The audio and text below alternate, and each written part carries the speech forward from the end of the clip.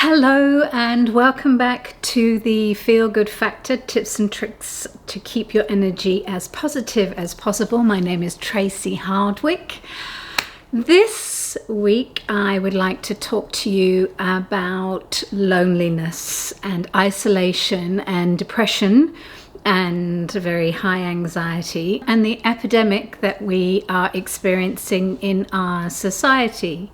I totally understand the feeling of loneliness, and I really wanted to go through some ideas that I have to help you when you're feeling that really awful feeling like nobody cares about you, everybody's too busy, you just don't want to speak to anybody, perhaps you've just moved to a new location, perhaps you're just recovering from an illness. Whatever your situation is, they do say, I think it's 1 in 3 now that have experienced quite crippling loneliness. So let's think of some lovely things that we can do to help when this situation comes along. So the first thing I recommend, and I do this when I feel really lonely, is just acknowledge, I know it sounds like really obvious, but acknowledge how you're feeling, that you are feeling really lonely and isolated. I think in our society that it is seen as a weakness. It's certainly not a weakness. I think that we as individuals are to really nurture ourselves when we are feeling lonely. So the first thing is, obviously if you've got to get up and you've got a job to do, if you're on call and you're working and that type of thing, then this isn't the day that you're going to be doing all of these things. But when you do have a day, say it's a Sunday and you haven't made plans with anybody and nobody's called you to make plans with you, and you're feeling isolated and lonely, that I'm talking about that type of day. So I think it's really wonderful to embrace that feeling. It feels awful. I know it doesn't feel good. However, we can't always just be feeling good. Part of life is to learn, and I wish I knew this when I was in my 20s and 30s, but to embrace the really, very uncomfortable feeling. Just embrace it and allow yourself to feel it.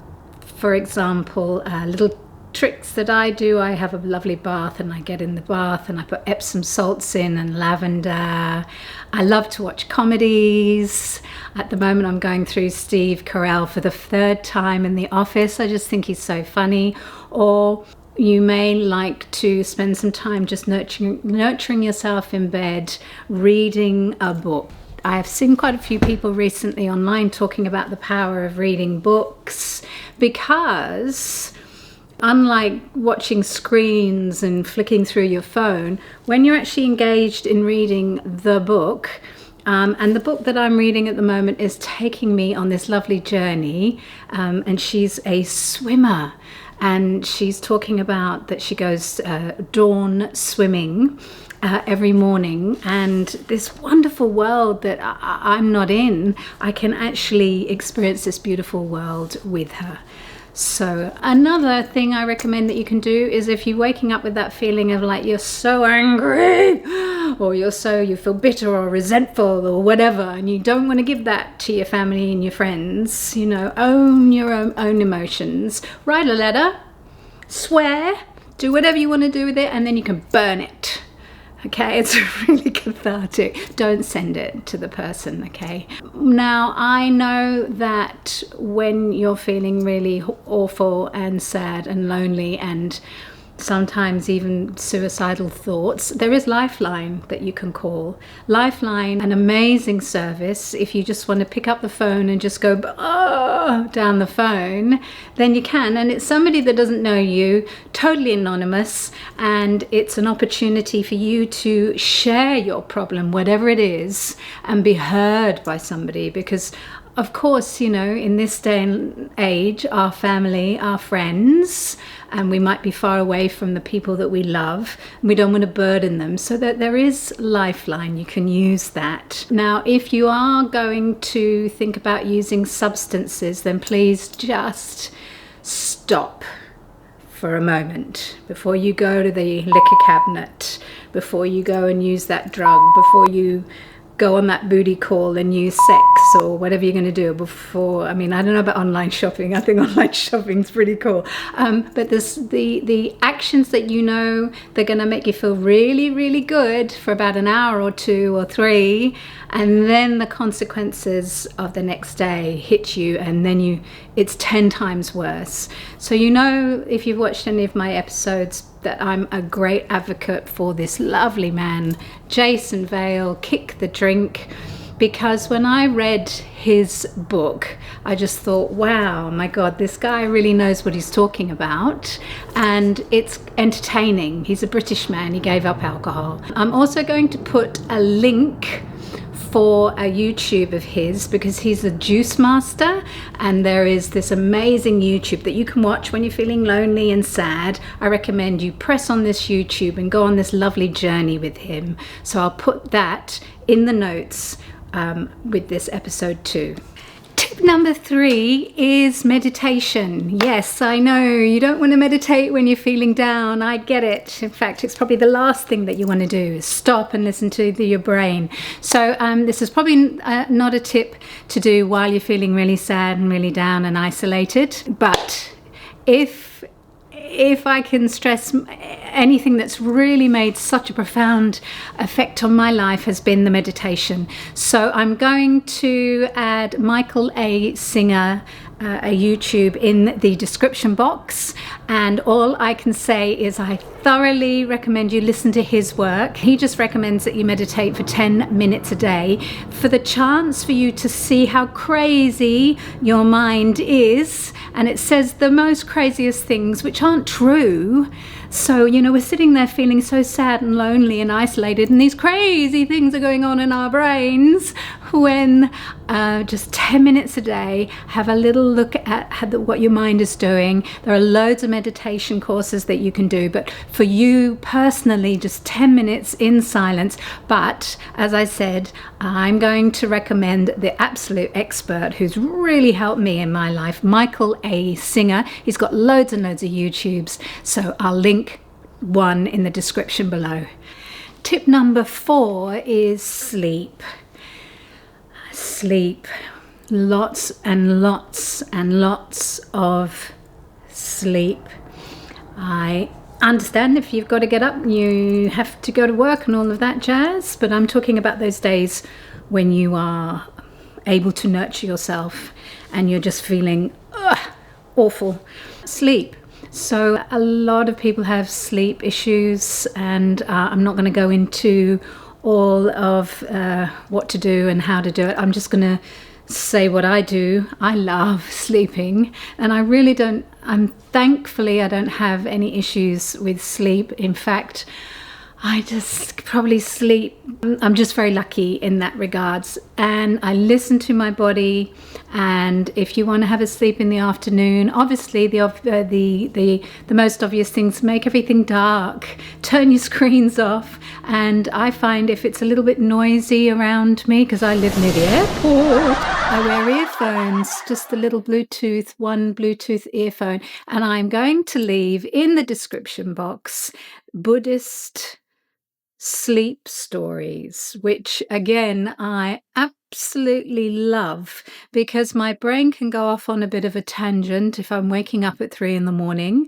And of course there's melatonin you can take over-the-counter sleep aids, but if you're doing it more naturally, these Buddhist tales I just think are delightful, because they give my mind something to listen to. It's a story, it's a very old-fashioned beautiful story, and they're very long, and there's lots to choose from. So go onto the YouTube site, and if you become a YouTube premium member, and I'm not being sponsored by YouTube, but if you are a YouTube premium member, it's only like $20 a month, and you don't get any ads. So I've been a YouTube premium member for ever, because I hate the ads that wake you up. I'm talking about when you're in that sleep. So have a little look at the description box. I'll leave one of the sleep stories for you to listen to, and if nothing else, you can just close your eyes. Also, those Yoga Nidra is fantastic for your whole body to just relax. And I will leave a sleep story, a Buddhist sleep story, and a Yoga Nidra in the links below, so you can try them out.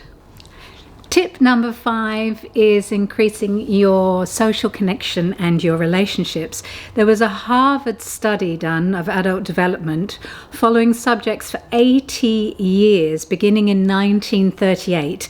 And they found that social connection and relationships are the single greatest predictors for health and happiness throughout your life.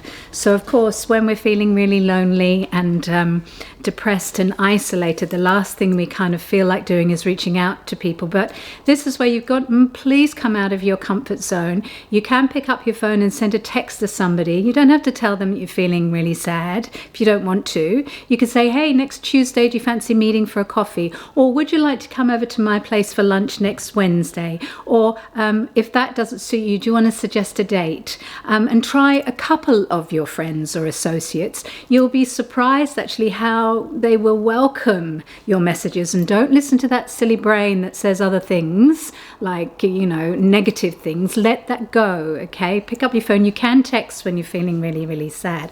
Also, I know you've heard this before, but volunteering is fantastic. Your local animal shelter.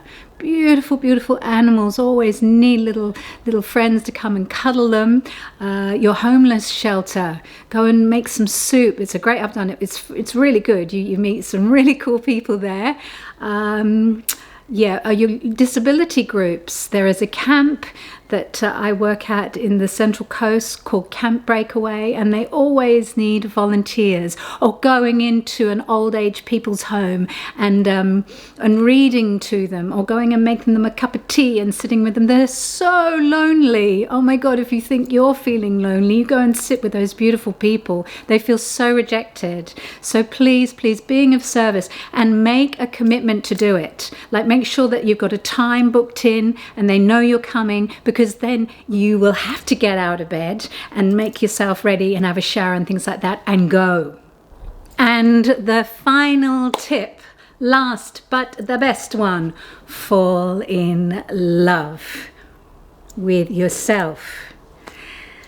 You may be heartbroken or whatever you're going through, or in a fantastic relationship, but falling in love with yourself first and foremost. Find out what it is that you absolutely love to do and do it, and nurture yourself. Be kind to yourself. Watch those thoughts and stop them, and give yourself encouraging thoughts. Have little affirmations around the house just to remind yourself just how incredible that you are, and that there's only one of you, and you are loved.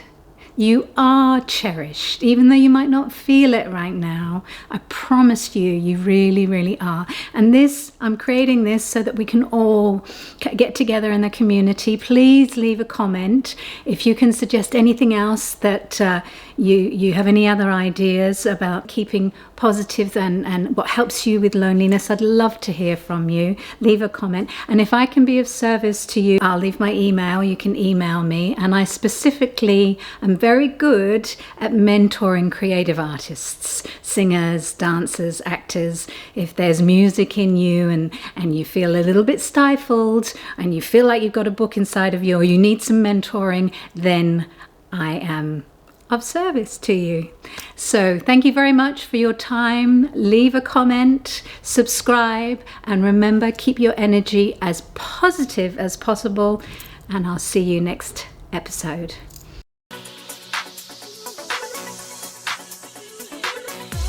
Are you looking for my love? 'Cause I'm looking for your love.